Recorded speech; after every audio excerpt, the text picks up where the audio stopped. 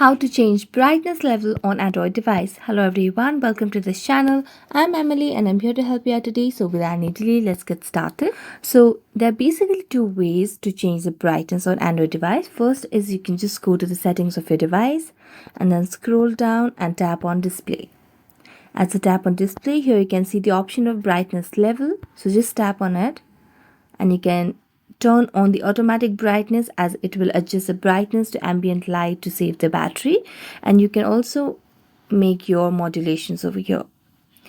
After that, you can go back, and the next step would be just scroll down from the status bar, and here you can see the option of brightness level over here, which you can adjust according to your needs.